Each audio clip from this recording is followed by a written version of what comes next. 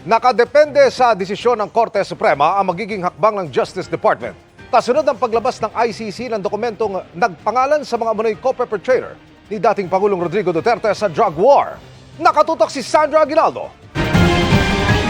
Criminal Court is now Matapos ilabas ng International Criminal Court o ICC ang pangalan ng mga co-perpetrators o kasabwat ni dating Pangulong Rodrigo Duterte sa kasong Crimes Against Humanity, palaisipan kung tulad ng pag-aresto noon kay Duterte, maaaresto rin kaya ang mga kilalang co-perpetrators na kinabibilangan ng dalawang kasalukuyang senador, isang dating cabinet official at mga dating matataas na opisyal ng pulisya at National Bureau of Investigation.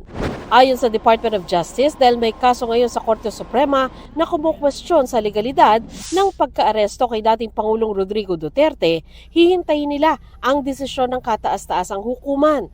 Pero binanggit din ng DOJ na mayroong tinatawag na executive prerogative o otoridad ng ehekutibo na pinamumunuan ng Pangulo. Meron po tayong batas either through extradition or surrender.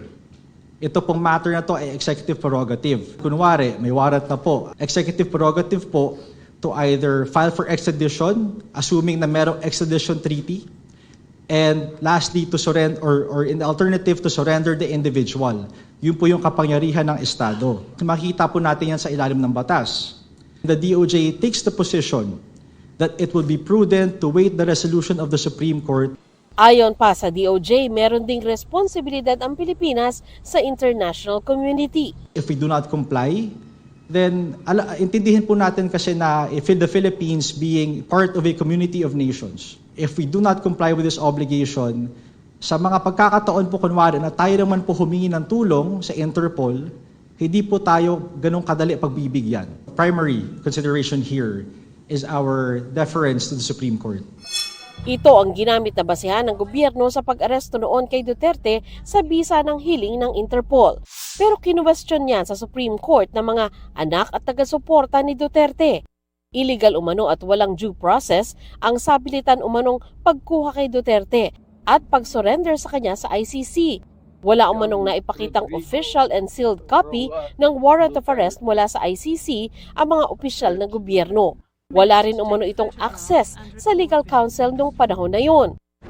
Sinabi naman ng Office of the Solicitor General sa memorandum nito sa Supreme Court nitong Enero na inirespeto ng gobyerno ang karapatan ni Duterte sa buong proseso ng pag-aresto at pag-surrender dito.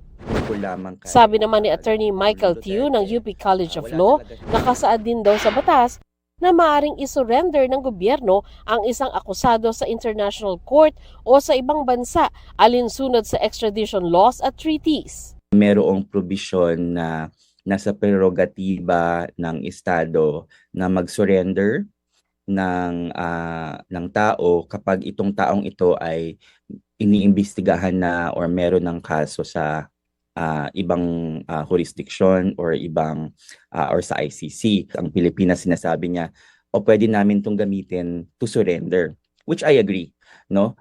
Pwede.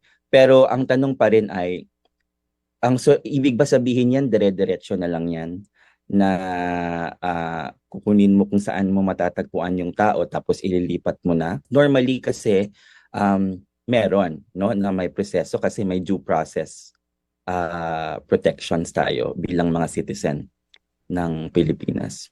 Para sa GMA Integrated News, Sandra Aguinaldo, nakatutok, 24 oras.